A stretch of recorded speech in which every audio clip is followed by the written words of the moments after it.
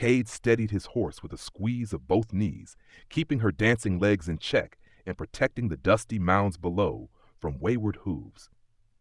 The 4 lines of raised dirt sheltered the still warm bodies of his dead friends. The new mount had a sure spirit, along with an insatiable lust for speed, but she would have to wait a few moments longer before indulging in the open road. Black spots peppering her stark, white hide made the beast the most beautiful he had ever owned, but also the least likely to go unnoticed. She would have to be sold as soon as possible. For now, the piebald, richly rewarded to him by the frontier town for his valor and sacrifice, would carry him as far from its gates as possible. The miles she would gift him, he hoped, would provide a buffer against the overwhelming shame that was eating away at his conscience. He intended to quickly put distance between himself and his loss after one last goodbye and a final apology. Unable to curb the enthusiasm of his new filly any longer, Cade checked his saddlebags were secure, took a swig from his old rawhide canteen, and silently tipped the rim of his hat to his men for the last time.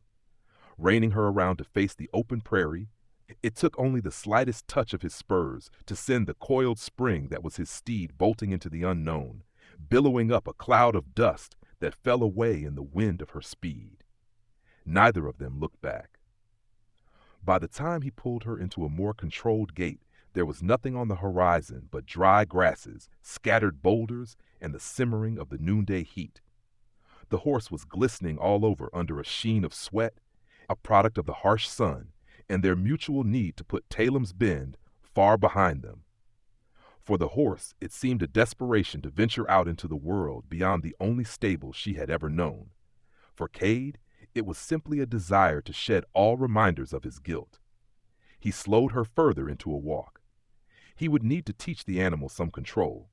A stricter hand would be required to offset the initial freedom he had afforded her, confusing for the animal, but necessary under the circumstances. Venture. Perhaps that would be a fitting name for you, he muttered, so that only the two of them could hear. Pointless, given their seclusion in the open, flat country. He could see at a glance how alone they truly were. It was idyllic when compared to the stifling attention he had endured from the grateful townsfolk. Glimpsing the shine of a small water body ahead, Cade adjusted their course and made a beeline for the trickle of a stream that meandered over the rocks. It was a long journey to anywhere but here, and they would need water above all else to survive the trip. I suppose you care little for who rides you, only that they do it well, Cade mused, his face shedding droplets onto his loose shirt after a refreshing splash in the clean brook. Bandit, sheriff, or dunce, I imagine it means little as long as you get to run. Venture raised her head from where she had been lapping greedily downstream and snorted, almost in response. In case it should interest you, you're Carrie a coward, a no-good, yellow-bellied loser who is like to get you killed. But do not fret, darling. I'll see you taken on by someone more deserving of your spirit. Next town over is a trading post. I'll do right by you, get myself a dun beast in body and mind instead. A more fitting match. Cade rifled through the heavy saddlebags, pulling out some jerky and a loaf of bread. He offered up a palmful of oats to the horse before perching on a rock and filling his own belly. Even the meal of simple rations was tinged with regret. He had not deserved the hospitality, but could not have turned down the gifts. Not without being forced to either leave on foot or remain at the cursed settlement indefinitely. He had judged it better to accept what was not due him than remain where he was and perpetuate the facade. There weren't supposed to be so many, he began his confession. We wouldn't have taken the job on otherwise. Heroism is only worthwhile if you're sure of survival. Damn bandit gang had been harassing Talem's Bend for nigh on a year. They must have frightened you plenty, hey girl? Well, they won't be bothering them folks any longer.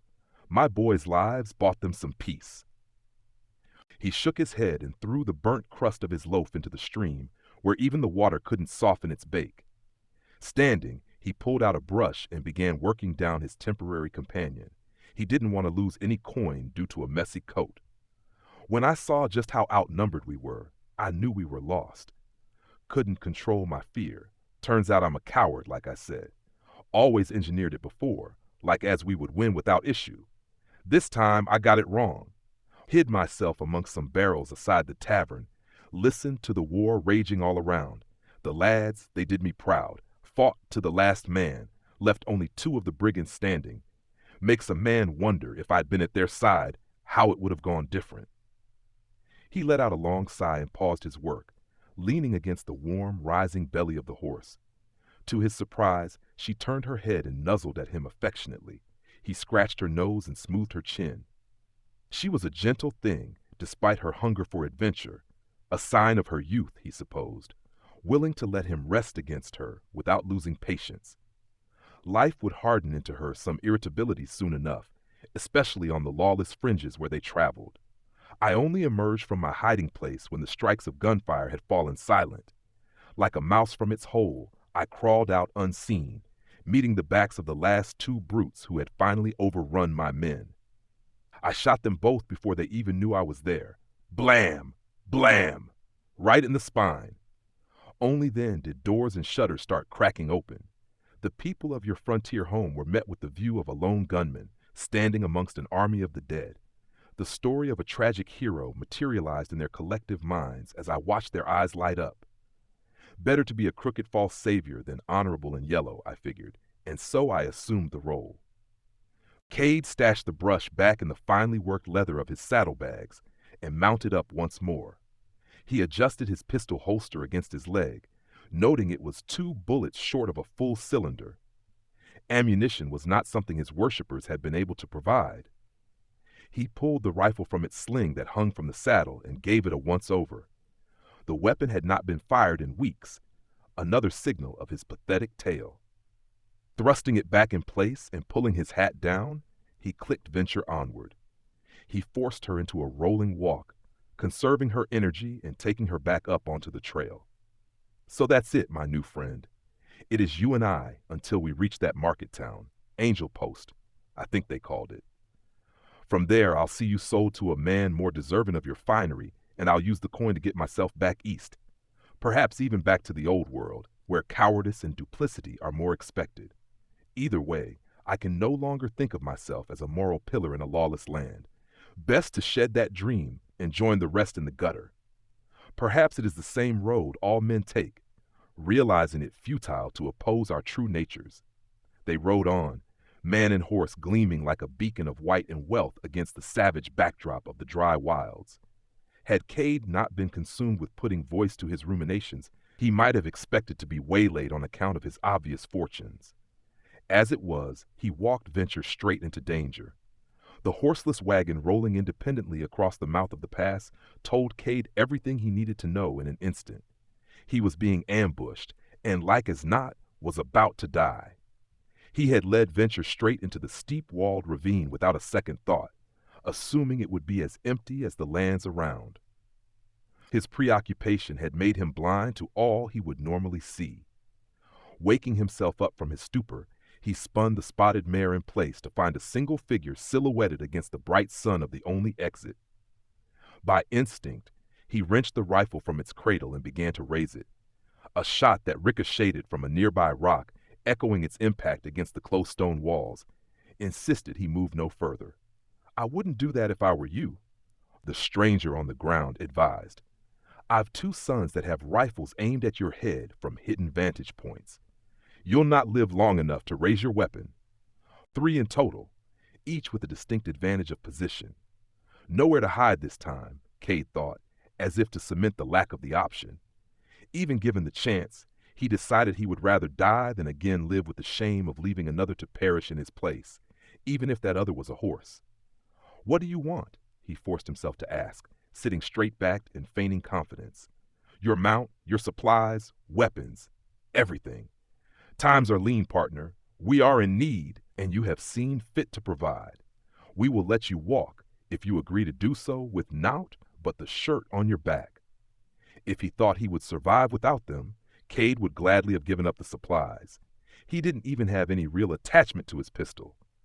Venture, though, in their short time together, he had grown quite fond of the filly. Her lack of judgment and bent ear had been a salve. The thought that her worth in coin was his ticket east did not even factor into the decision. It was pure sentimentality that forged his resolve. In truth, he dreaded what these men might do to her. It was not beyond the hungry to eat a healthy horse, and that was likely the better treatment compared to how they would burden her in life. Leaning forward and placing his hand against her neck, he whispered, "What do you think, girl? Courage together, or more cowardice and inevitably meeting our makers alone?" To that she raised her head, stomped one hoof into the sandy dirt, and narrowed her eyes. Together it was. With an almost imperceptible squeeze of his heels, Venture exploded forward. The tactile communication between them meant Cade was able to lean forward to steady himself against the change in momentum and simultaneously raise his rifle. He fired a single shot, and knowing it would hit true before even seeing the bloodied eye of the man ahead, he dropped the weapon to the ground. In a single fluid motion, he reached down and drew his pistol with his right hand, like crossing it over his left that was taking up the reins. One shot, angled upwards toward the young man, crouched on an outcropping of stone, sent him tumbling over the edge. Ripping his arm back, he stretched it to its full reach, aiming out to the opposite wall of the ravine. A third shot took the last lad from his nest at the top of the ridge, where he disappeared backward and out of sight. Once they broke free of the narrow gorge, he heeled Venture around to survey the scene, both of them panting with adrenaline more than any exertion. Cade let out a loud whoop of mixed relief and joy, which was met with an enthusiastic whinny from his horse. His elation went beyond mere survival. He threw his head back to the sky and opened his arms wide, hat in hand, bathing in the confirmation of self that had come from his bravery. Seeing Venture safe had repaired a small part of the guilt that rode him. It was not a full forgiveness of himself, but it was a first step. He bent forward and slapped the thick neck of his young mount, congratulating her on their success. "How do you feel about a change of plans, Venture? Fancy sticking together a bit longer? Doing some more good to offset some of my bad?" The shake of her head and huff of breath could be mistaken for nothing other than consent, her dancing steps failing to hide her enthusiasm. "All right then, wall, steady now. Let's see if we can't help some folks between here and Angel Post. If times are as hard as our recently departed friends there made out, no doubt more will have turned to preying on the weak."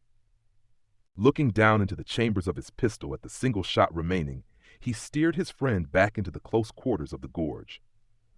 She needed a little reassurance that the way was now safe, and the additional supplies they could scavenge would be worth the risk, especially ammunition, but she went willingly.